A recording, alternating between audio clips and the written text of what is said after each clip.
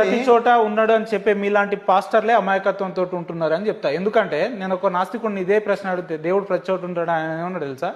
దేవుడు కనుక ప్రతి చోట ఉంటే నా భార్య స్నానం చేసే ప్రదేశాల్లో దేవుడు ఉండొద్దు అని చెప్తా, నా బిడ్డ స్నానం చేసే ప్రదేశాల్లో లేదంటే తను వ్యక్తిగతంగా చేసే పనులలో అక్కడ దేవుడు ఉండొద్దు అని చెప్తా అని అన్నాడు. ప్రతి చోట కనుక దేవుడు ఉంటే ఇప్పుడు మన వ్యక్తిగత వివరాలన్నీ దేవుడు చూస్తున్నట్టే కదా. మరి దేవుడికి సెక్షువల్ డిజైర్స్ ఉండవండి. సెక్షువల్ డిజైర్స్ ఉన్నవాడు దేవుడు అవడండి. ఎందుకు? ఒక ఆడదాన్ని చూసి వ్యామోహపు ఆలోచన వచ్చిందంటే ఆ వ్యక్తి దేవుడు అవడం అన్న పెద్ద స్టేట్మెంట్. ఖచ్చితంగా చెప్తాను. మీరు అందరూ హైందవ మాట్లాడుతున్నారు. హైందువుల గురించి మాట్లాడలేదండి. దేవుడు అనేవాడు దాంట్లో ఉంటారండి. మా శివుడు ఎట్లుంటే శివుని పక్కన మా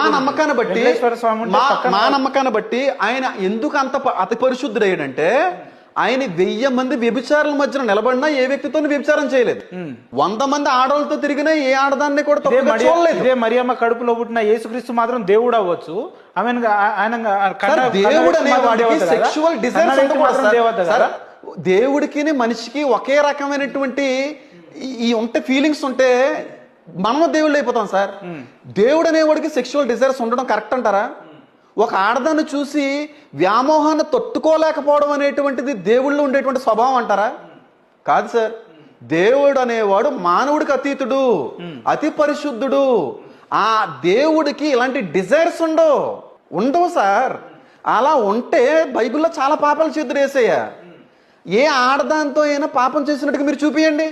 దేవుడు ఒక స్త్రీ స్నానం చేస్తున్నప్పుడు లేకపోతే బట్టలు మార్చుకున్నప్పుడు ఏదో వ్యామోహ ఆలోచన బట్టి ఆయన ఉండబట్టలేక ఒక స్త్రీతో పాపం చేసినట్టుగా బైబిల్లో ఎక్కడన్నా యేసుక్రీస్తు ప్రభు వారి గురించి మాట్లాడితే బైబిల్ వదిలేస్తాను. అట్లా ఎవరు చేయరు అంటున్నా. చేస్తే దేవుడా కాదని నేను అంటున్నాను. దేవుడు ఎట్లయితాడు? నేను అదే అంటున్నాను.